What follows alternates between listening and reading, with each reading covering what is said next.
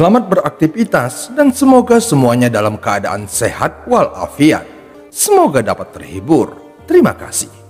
Sebelumnya kami mengingatkan untuk mendengarkan episode sebelumnya agar dapat lebih memahami alur ceritanya. Sementara itu, setiap kali Wang Lin melahap cahaya merah, permata jiwanya menjadi lebih besar. Saat permata jiwanya bertambah besar, pikirannya merasakan kejernihan. Kerjasama tim antara Wang Lin dengan pemangsa jiwa juga menjadi semakin baik. Warna pusaran pecahan jiwa di sekitar pria berambut merah menjadi redup dan jumlah pecahan jiwa juga semakin berkurang.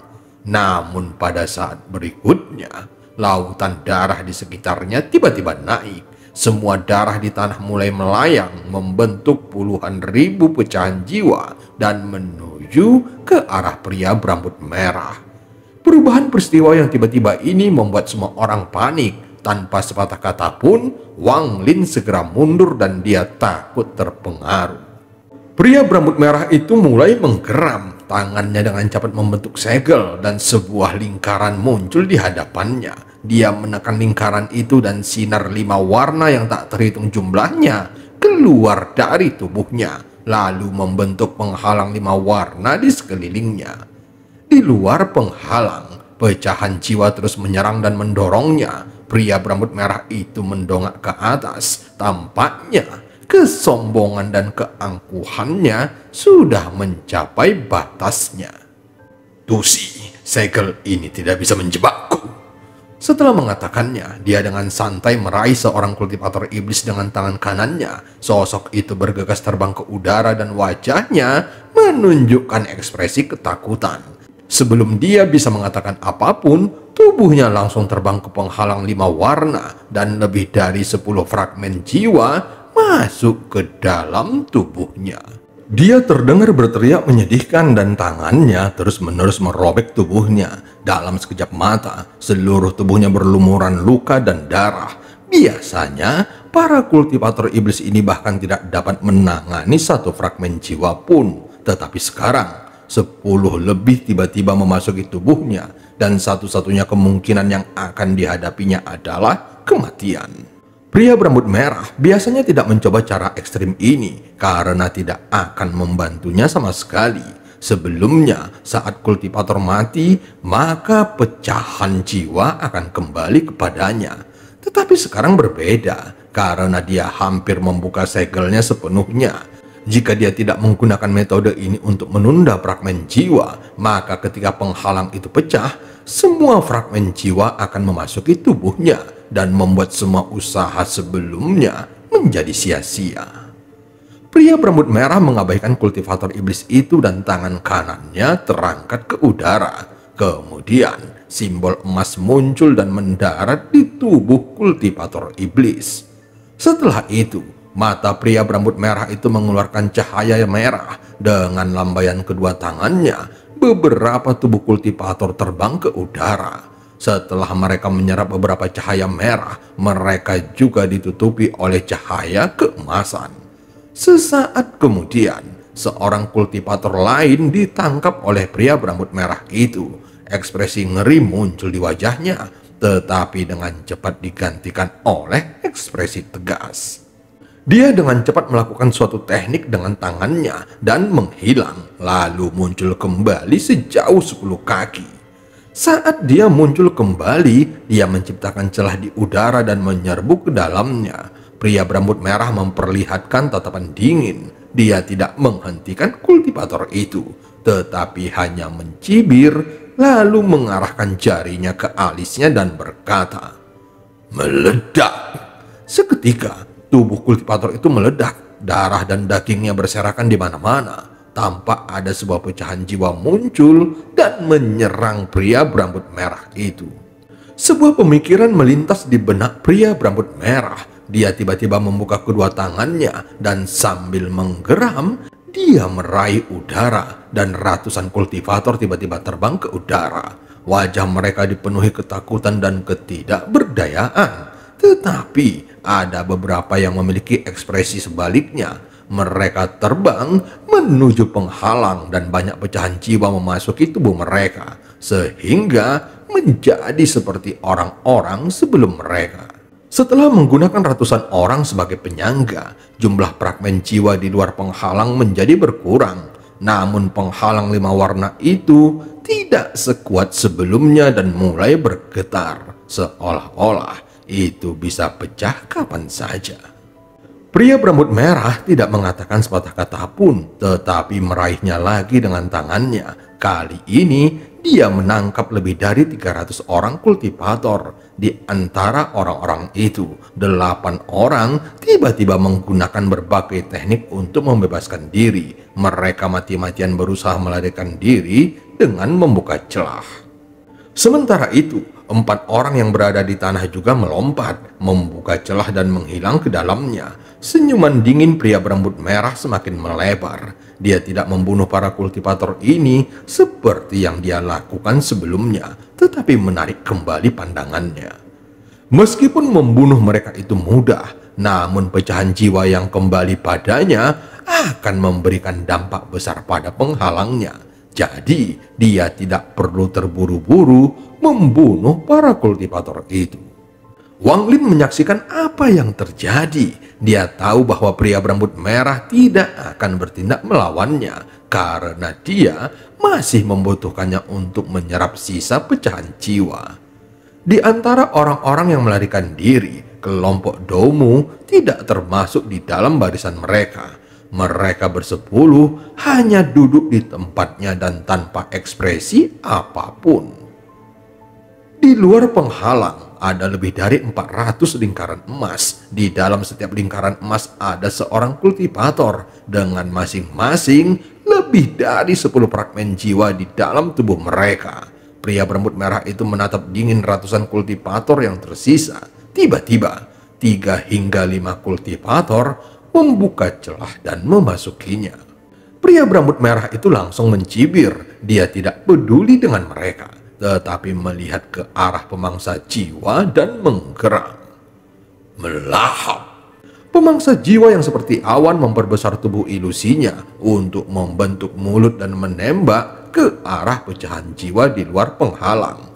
Setelah melahap lebih dari 10 fragmen jiwa, dia akan mundur. Pria berambut merah itu mengerutkan keningnya.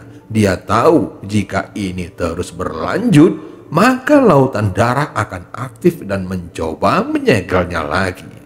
Saat ini wajahnya menunjukkan ekspresi jahat. Dia mengulurkan tangan dan meraih pemangsa jiwa yang hendak mundur dan berkata, "Lanjutkan."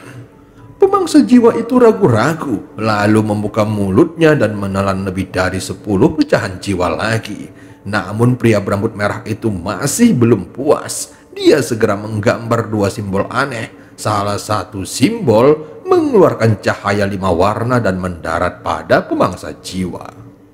Wang Lin memperhatikan bahwa pemangsa jiwa tiba-tiba menjadi beringas. Tampak benang-benang kekuatan jiwa yang tak terhitung jumlahnya menyebar dari sana. "Kamu melanggar janji kita."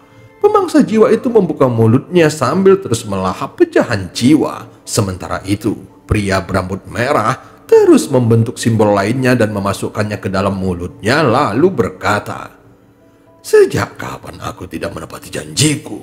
Aku yang memiliki kendali saat ini. Selama kamu membantuku memecahkan segel ini, maka aku akan menggunakan kekuatan dewa kuno Tusi untuk menjadikanmu tubuh manusia dan juga mengeluarkanmu dari dunia pembusukan. Sekarang teruslah melahap." Begitu dia selesai mengucapkan kata-kata itu, simbol yang dia telan muncul di kepalanya dan berkedip beberapa kali. Pada saat yang sama, di tubuh pemangsa jiwa, simbol yang sama muncul dan sepertinya berkedip selaras dengan yang ada di kepala pria berambut merah. Kemudian, sang pemangsa jiwa segera mulai memakan pecahan jiwa seperti orang gila. Seolah-olah dia tidak punya kendali. Setelah memakan pecahan jiwa satu persatu, tubuhnya bersinar merah sehingga dia tampak seperti awan merah. Wang Lin bisa dengan jelas merasakan pemangsa jiwa mengirimkan gelombang kekuatan jiwa yang menyakitkan. Tampaknya sekarang dia telah melampaui batas kemampuannya. Jika ini terus berlanjut, maka pemangsa jiwa bisa menjadi seperti para kultivator itu. Mata pria berambut merah itu menjadi dingin dan dia menatap Wang Lin. Namun ekspresi Wang Lin tetap normal. Dia segera mengirim alam jinya keluar dari penghalang dan mulai melahap pecahan jiwa. Kali ini Wang Lin melahapnya dengan sangat cepat. Setelah melahap lebih dari 10 fragmen jiwa, dia merasa kenyang, namun dia tidak berhenti dan terus memakannya. Saat ini dia diam-diam mulai mengaktifkan taktik dewa kuno, sehingga pecahan jiwa dengan cepat menyatu dengan jiwanya. Sementara itu penghalang 5 warna yang mengelilingi pria berambut merah mulai bergetar semakin keras. Tampaknya itu bisa pecah kapan saja. Apalagi masih ada beberapa fragmen jiwa yang tersisa. Tetapi bahkan dengan bantuan Wang Lin dan pemangsa jiwa, mereka masih belum dapat menyelesaikan semuanya secara tepat waktu. Pada saat yang sama, semua pilar batu di Laut Darah selain pilar yang ditempati pria berambut merah meledak secara bersamaan dan berubah menjadi bubuk merah. Namun bubuk merah itu mengembun menjadi pecahan jiwa. Saat pilar batu meledak, para kultivator yang berada di atas masing-masing pilar batu langsung melompat. Saat ini wajah pria berambut merah menjadi gelap. Dia segera meraih 300 dari 600 kultivator yang tersisa dan menyeret mereka menuju penghalang. Pada saat berikutnya, penghalang 5 warna pecah. Tetapi saat penghalang itu pecah, pria berambut merah menggunakan kekuatannya untuk memaksa pecahan jiwa masuk ke dalam tubuh 300 kultivator. Saat penghalang 5 warna itu pecah, puing-puing pilar batu mulai bersinar merah terang. Saat ini tidak ada lagi pecahan jiwa di sekitar pria berambut merah dan segel pada jiwanya juga telah menghilang. Dapat dikatakan bahwa dia sekarang telah membuka segelnya untuk sementara. Dia dengan cepat mengangkat tangannya dan mengusapnya ke bawah. Tiba-tiba celah raksasa muncul di atasnya dan lapisan kabut abu-abu keluar darinya. Wang Lin sangat akrab dengan kabut kelabu ini. Dia segera mengenalinya sebagai kabut yang berada di luar laut jiwa mati. Sementara itu, di dalam debu merah, cahaya merah yang tak terhitung jumlahnya muncul. Bintik-bintik debu mulai berkumpul menjadi pecahan jiwa dan menyerbu ke arah pria berambut merah.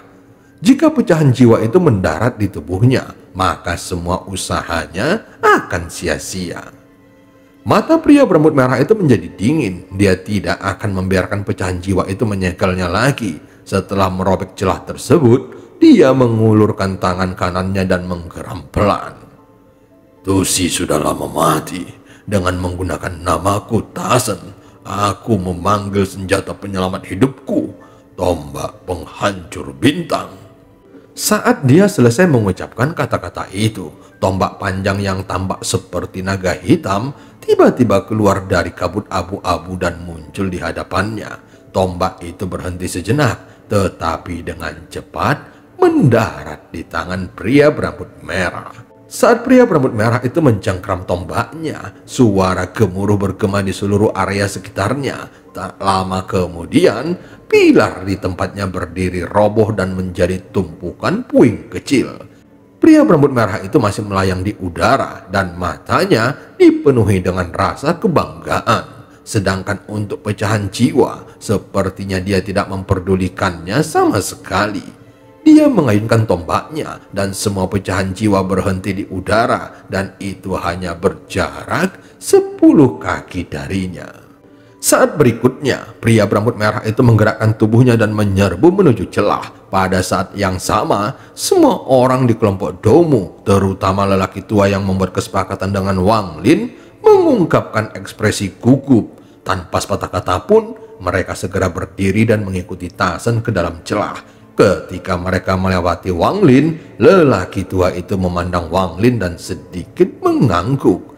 Jiwa Wang Lin kembali ke tubuhnya dan segera ikut memasuki celah.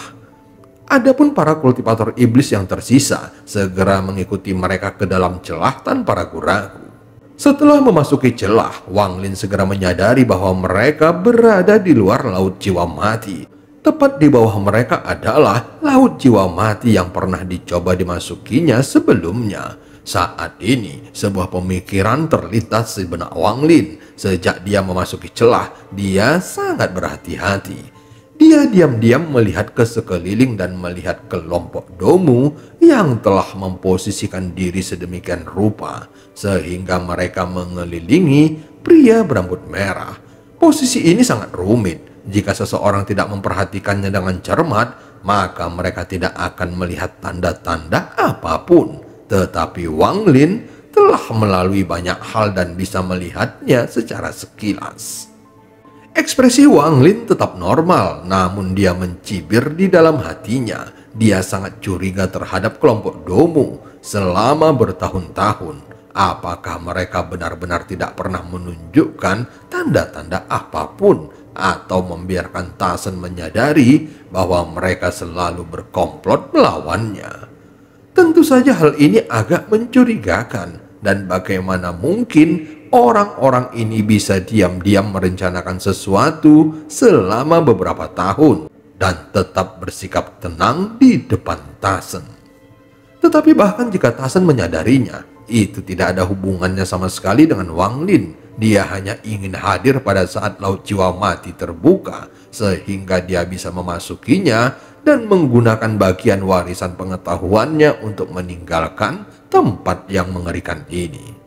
Saat ini Tasen berdiri di atas Laut Jiwa Mati dan mulai tertawa terbahak-bahak lalu berteriak. "Tusi, kamu tidak bisa membuatku terjebak. Meskipun aku hanya sebagian dari kesadaran jahatmu, warisan ini seharusnya menjadi milikku." Saat dia berbicara, wajahnya berubah muram dan dia melemparkan tombak yang ada di tangannya. Tiba-tiba, dinding kabut yang mengelilingi Laut Jiwa Mati runtuh dan sebuah terowongan menuju ke arah Laut Jiwa Mati muncul. Terowongan itu sangat dalam dan dasarnya tidak terlihat. Saat ini, raungan teredam terdengar, seolah-olah ada sesuatu yang menderu dari dalam terowongan. "Tusi, bahkan senjata penyelamat nyawamu, tombak penghancur bintang, telah diserahkan kepadaku. Hanya aku yang memiliki kualifikasi untuk meneruskan warisanmu," kata Tasen. Kemudian tombak di tangannya menyerang lagi. Kali ini tebasan vertikal yang menciptakan sebuah tanda raksasa. Di tengah tanda itu ada lubang selebar puluhan kaki, lalu Tasen memasukinya. Setelah Tasen masuk, kelompok Domu menjadi lebih gugup, tetapi mereka segera mengikutinya dari belakang. Adapun Wang Lin, matanya bersinar dan mengikuti mereka juga. Sementara itu, semua kultivator iblis yang masih hidup mengungkapkan ekspresi gembira dan berteriak kegirangan. Tasen berbalik dan melihat ke belakang, lalu bibirnya membentuk senyuman dingin. Segera dia tiba di dasar kabut kelabu. Jalan itu terhalang oleh lapisan awan dan petir ungu yang terus-menerus menyambar dari awan. Saat ini Tasen tidak mengucapkan sepatah kata pun. Dia melemparkan tombaknya ke depan dan itu berubah menjadi naga hitam lalu menyerbu ke dalam awan. Tasen sama sekali tidak berhenti. Dia dengan cepat mengikuti tombak itu ke awan. Tiba-tiba sambaran petir ungu yang tak terhitung jumlahnya keluar dari awan dan mendarat di tubuhnya. Di bawah pemboman petir ungu, bola petir terbentuk di sekitar tubuh Tasen, tetapi dia tidak terluka. Mata Wang Lin berkontraksi saat dia menatap Tasen. Dia ingat bahwa petir ungu yang muncul di gunung pembatas alam kedua adalah petir ungu yang sama dengan ini. Wang Lin berkedip dan melambat. Dari suatu tempat di belakangnya, dia mendengar suara lelaki tua yang bertanya, "Teman kecil, kenapa kamu tidak bergerak maju?" Wang Lin tidak menoleh. Sejak mereka meninggalkan Laut Darah, 10 kultivator tua terus mengawasinya dan mencegahnya untuk mundur. Dia hanya melambat sedikit, tetapi lelaki tua itu sudah menanyainya. Dari sini, Wang Lin tahu betapa pentingnya hal ini bagi mereka. Dan cerita pun berakhir. Sampai ketemu di part selanjutnya.